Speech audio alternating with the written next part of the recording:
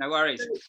It's amazing having Robbie on the line. He's way up in Scotland, aren't you? So I will let Robbie introduce himself. Tell us who you are, Robbie, what you have done in the past and what you're doing right now, and how we met on a Biomechanics Coach diploma.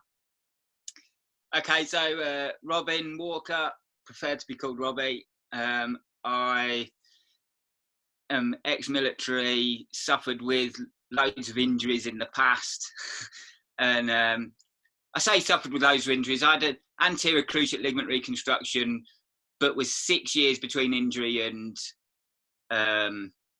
operation. And so that rehab then was quite extensive and took a long time because of all the issues that went with it.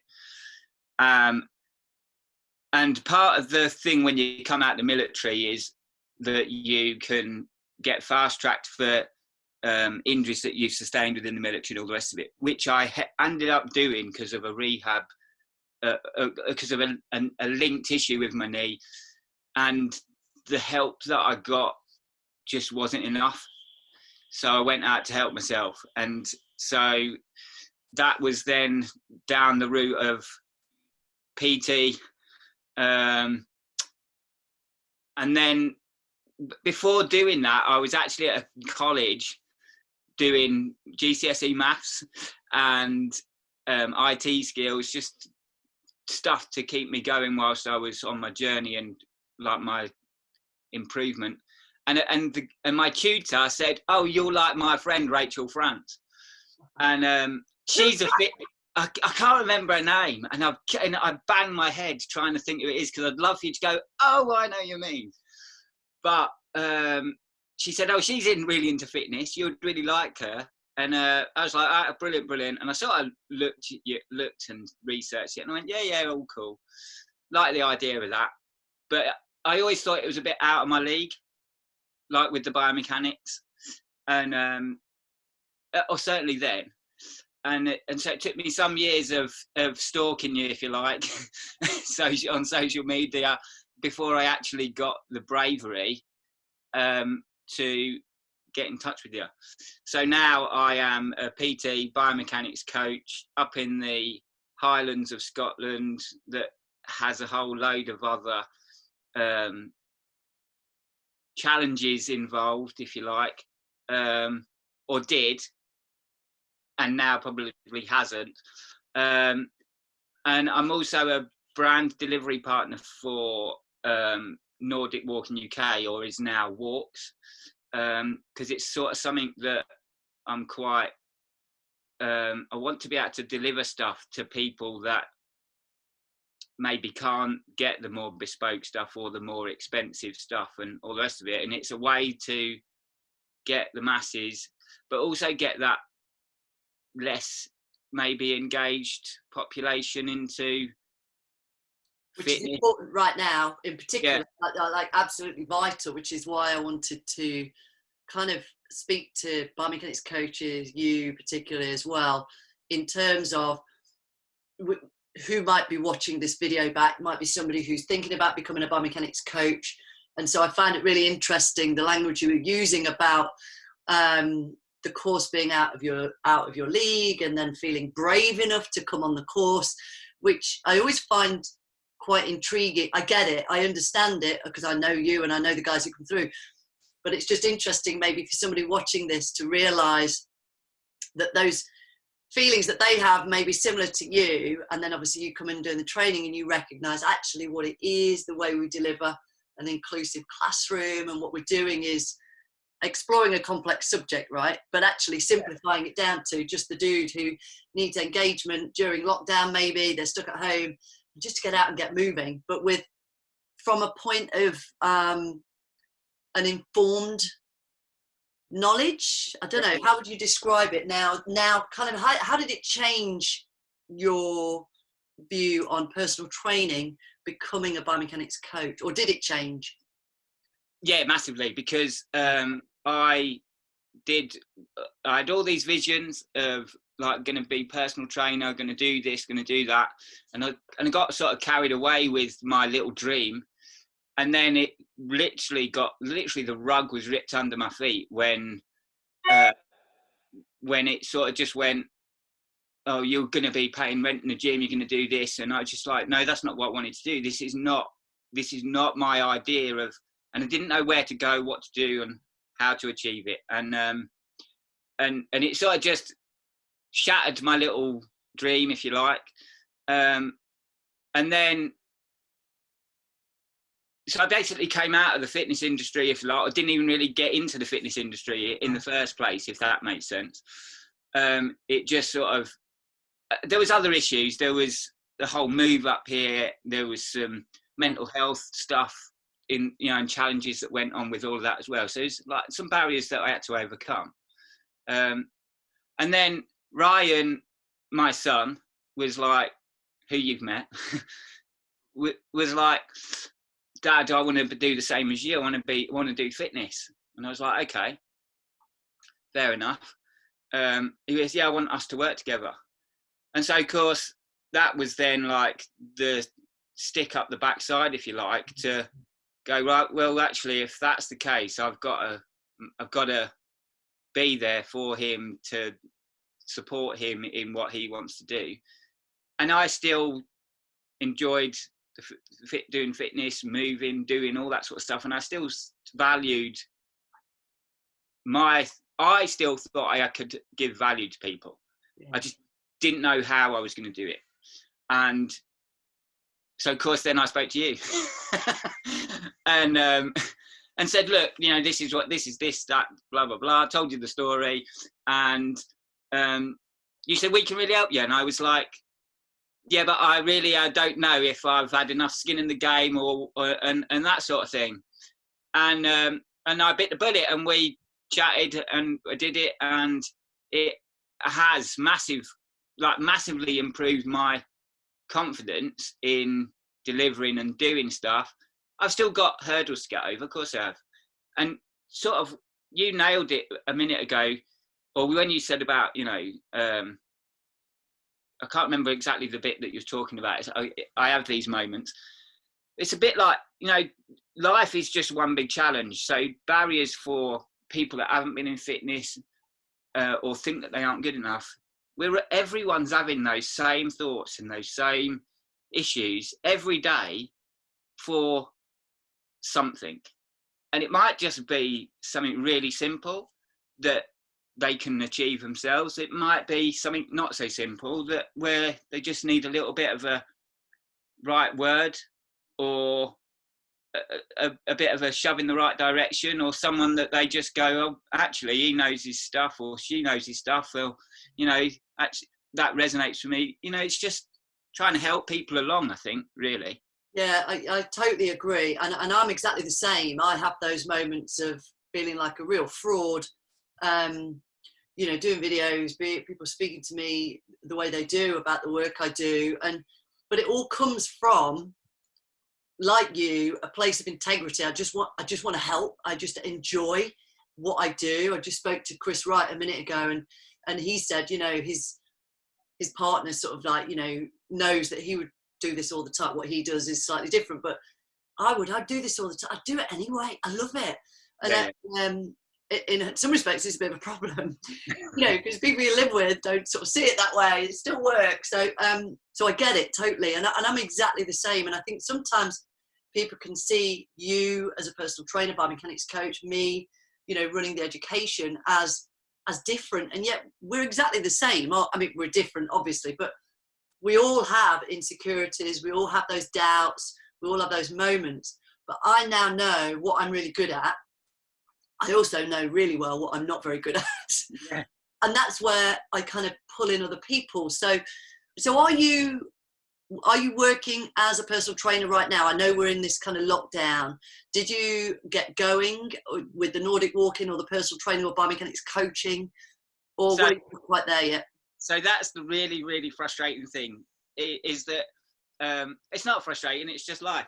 I was right on the cusp, and it's just like this particular time where I'd actually made the step, and I was like right there. I had people lined up to go and see from a biomechanics coach. So I'd like people lined up for that. I had a few interests and some conversations, and was getting the sort of groundwork done for where I was going to deliver the walks stuff. And that's very mobile, but there's still a lot of planning when you think of the health and safety side of it and having risk assessments done and all that sort of thing. So it's not like just pack your stuff and off you go. There's a lot of background work, as all things. And so I was right there, ready to go, and then it was just like, not yet, because this all went. However,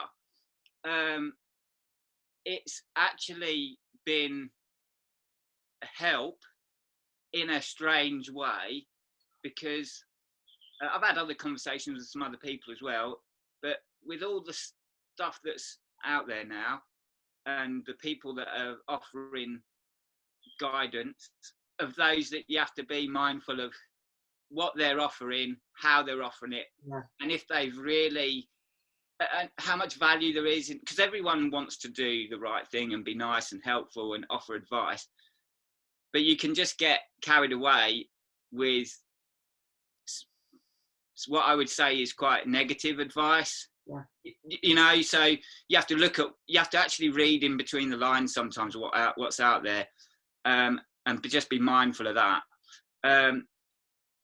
But it sort of drove me to, well, you came back with the online stuff saying we can still do the biomechanics coaching online, and I was like, yeah, no, we really can.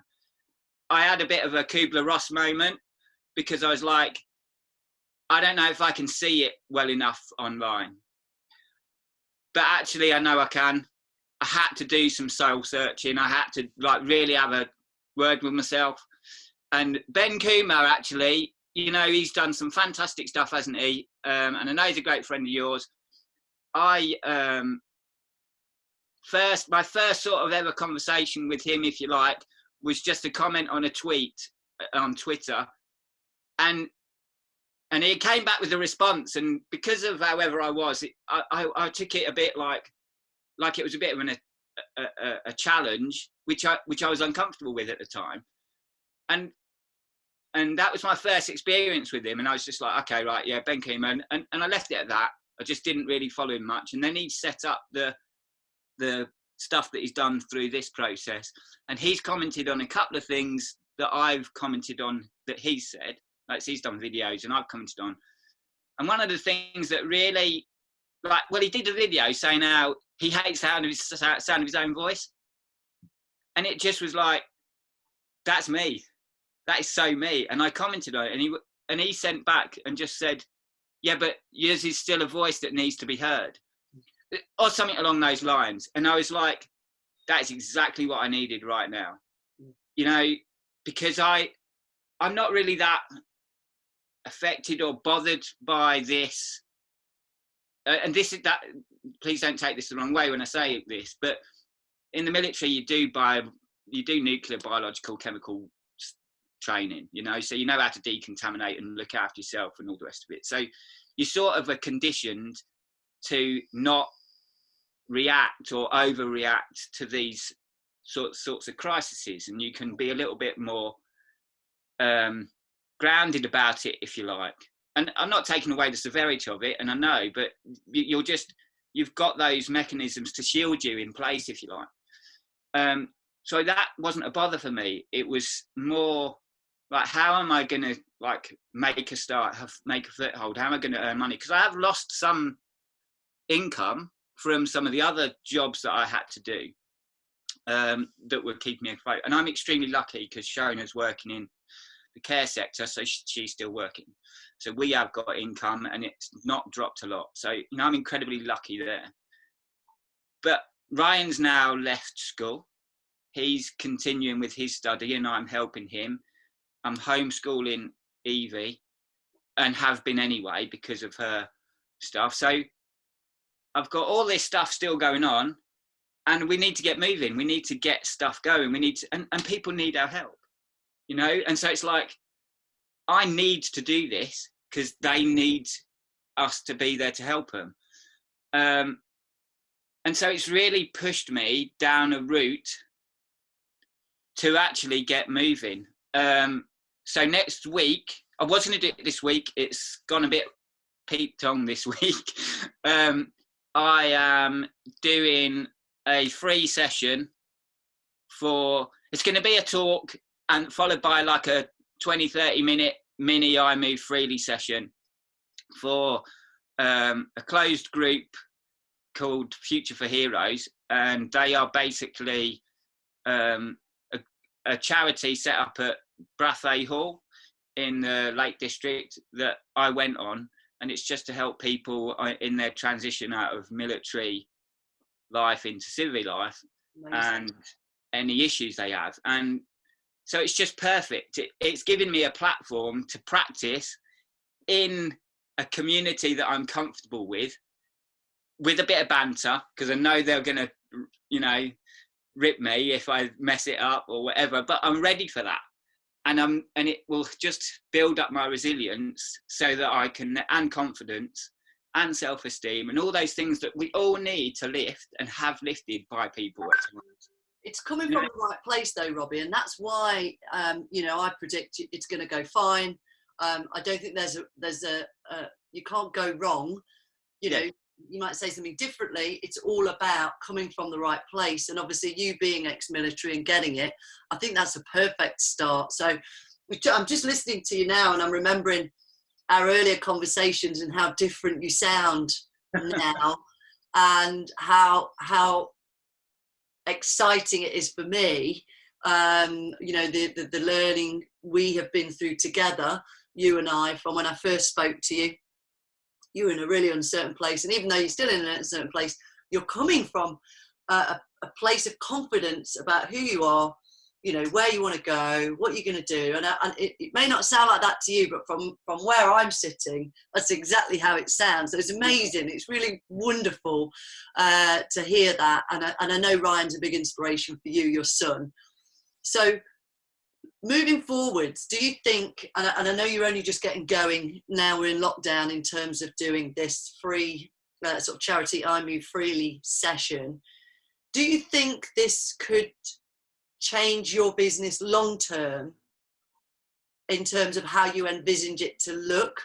Like, do you think you would do things online now to get a further reach, or are you just going to go, no, I want to do face to face and that's it? Or are you, like most people are looking at thinking, well, I could do both? Have you thought about that? Yeah, I have, and absolutely, there's no reason to not do both. Yeah, I agree. Absolutely. I have a bit of I've also helped a guy out in New Zealand already. Wow. And for free, because it was like, mate, you know, this is what I do. If you want to come on board, I can help you. I know I can help you move, and I know I can help you get, you know, work through those issues that you've got. I know I can do that. But I'm not going to do that for free. And he's already, you know, I can't do it for free. I can offer so much for free, you know, because otherwise we're just going to devalue ourselves. Yeah. So he's already quite keen on following the path that he wants to go down. He's done some research and whatnot. You know, and so I'm not going to take him away from that, but I've given him that little bit of help, add some I Move. It was just some muscle energy techniques to add into what he's already doing. Even though he's a bit blinkered that I've got to go down this, he's you know, he's a painter and decorator, believe it or not. And but he wants to go follow this through with what he's trying to do.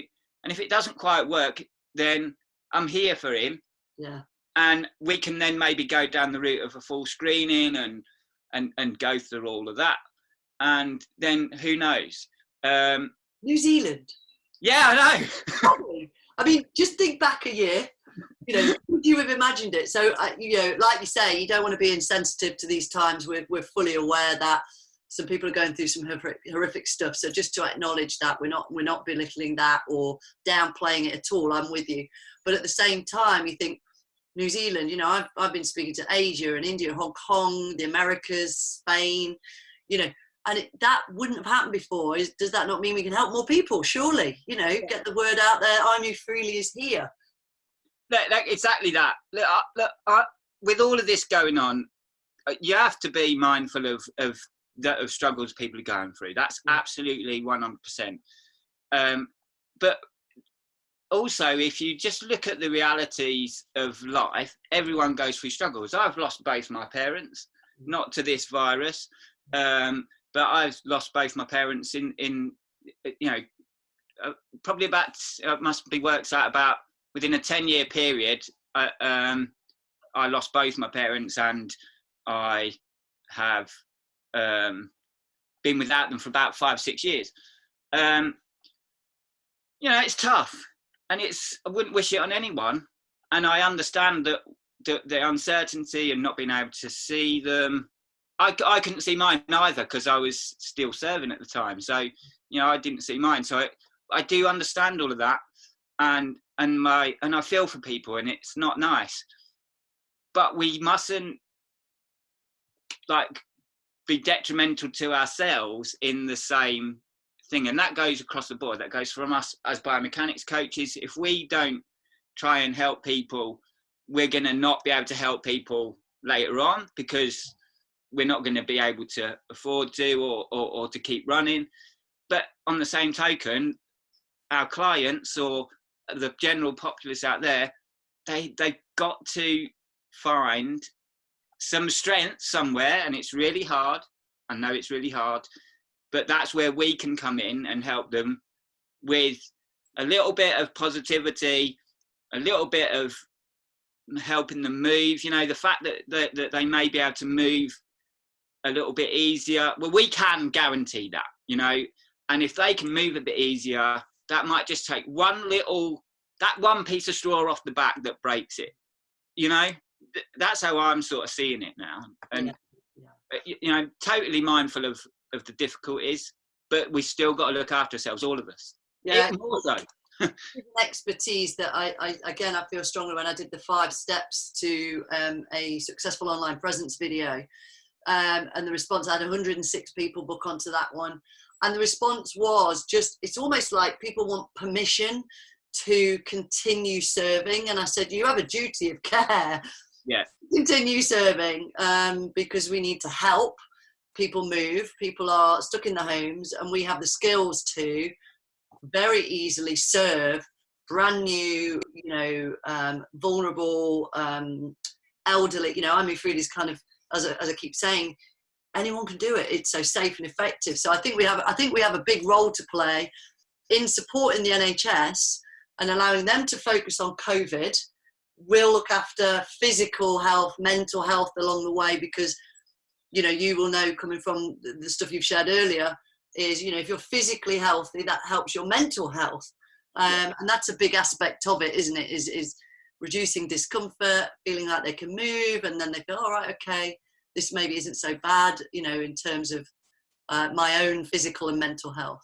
Yeah, and when you're in that place of whatever mental health condition or level you're at, and it doesn't, and you know, mental health is a broad spectrum, you know, and you know, we're all suffering with it right now at one degree or another, because oh my God, I'm stuck indoors, or oh my God, I've got to go shopping, which I have got to go shopping later on, and it's like it's quite stressful, you know. You know, but it is now. It's like before, it used to be an enjoyable experience, and all of us used to go, and now it's like it's on my own. So which is not, it's not a comfortable place to be for me, you know, because I like to do it with the family. So we've adjusted things, you know, so that our daily exercise, our time to get out, is all of us, all 4 of us are out with the dogs, and we are walking, we're running, we're doing crazy, like they think I'm nuts because, yeah, well, me, nuts, never. Because like we'll be like getting our gear on, going for a walk, and then the next thing I know, we started mowing the lawn. Yeah. Oh, sorry. That's fine. the next thing they know, I'm like, right, come on, let's leg it up the hill, or let's get down and do like a couple of press ups, or Evie might not like to do the press ups, so she'll do something else, or we'll do like 5 strides of lunges, like just silly stuff. And it's not, but it's that before. Huh? Would you have done that before? I would have on my own, but would I have in family? Like, because what I'm hearing a lot of people talking about is the kind of the positive aspect of what could be coming out of this is almost in the paradox of we are in some ways more connected now to our families, because the screen is just becoming too intense, too much. It's like, oh, I've just got to get out, let's do it together. And actually, do you think it's connecting people more in a way? I mean, I don't know. I really don't know. I'd like to think so. But when I am out in the supermarket and you see, I watch people, and that's like, sounds creepy, but it's Biomechanics Coach. We always watch people. I know, yeah. It's like, oh my God, watching how they move, watch how they interact, watch how they pick something off the shelf or don't. And so, because you've got that eye for movement, you spot lots of stuff. When this first started, before even lockdown, just when people were saying, be mindful of touching your face, or washing your hands more and all the rest of it, I watched 3 people in the supermarket. One was obviously ill, like wrapped up, who sneezed in her hand and then picked up a load of cards without wiping it, and then there was some other bits and pieces that went on, and like one just licked her finger to pick a card up, and it's like, oh my God.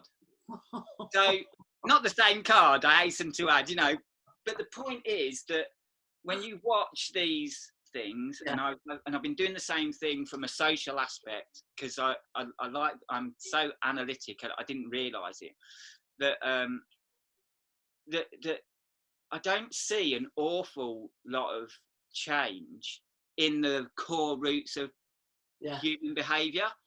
It's still like when you brush it right back, people have got masks on, or some people have got masks on, some haven't. Some people are giving you space or being patient in the supermarket, and they're letting you past, or being aware that you're waiting to get to that area that they are, and they go, oh, sorry, or they hurry up a little bit, or they totally ignore you. We've still got this huge range of different behaviours going on. So will it change? Some people will change for sure, definitely. Whether they change, it's about how much they change and for what reasons. And I think it's got potentially a very positive effect and potentially a very negative effect. And what we've got to try and do is just try and spot that and try and help those that need it, and or at least be there to offer a little bit of support. And that might be where the online stuff comes in, because people are still scared to go out, to do stuff. I think it's going to carry on a while, actually, if people are trying to go out, even when we've got permission. I think there's going to be those who are almost kind of throwing street parties. I'm aware this Friday is VE Day, isn't it? And the whole village has got signs up saying, decorate your house in red, white and blue, and sit in your front garden, have a picnic. And I'm like, the streets are going to be mad with people wanting to walk and see people.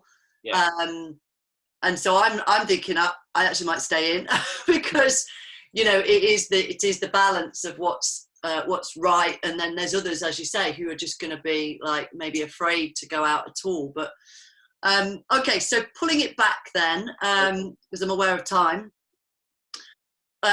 one book recommendation. Don't think about it, just go for it. Need say one book, but I've got so many. There's 2 I'm reading at the moment, or 2 that I'm on at the moment. One's High Performance Habits, and I'm loving it because it's really. Who by?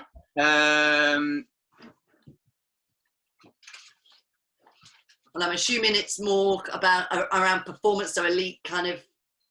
Brendan Burchard. Right. Oh yes. Yeah. Okay. And it was Alistair, who did work at Liverpool Football Club. You know what I mean? Yeah. It was he put a post up about it, and I was like, oh my god, I'm gonna have to get that.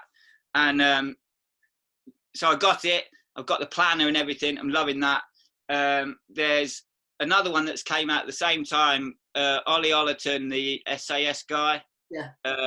Sort of similar thing, really. It'll change. It's very much about sorting yourself out. What's that one called? It's called Battle Ready. Right. Because I resonate with that, not because I was SAS, not a chance, but because of being in the military, you get the speak, you know, the language. Yeah. Hold on, and then I'll do one more, which is that one. Because I know you're. I did notes for this, you see. And this one's actually more sort of salesy than anatomy and stuff. It's never split the difference. It's by Chris Voss, and it's negotiating as if your life depended on it. I tell you, it's amazing.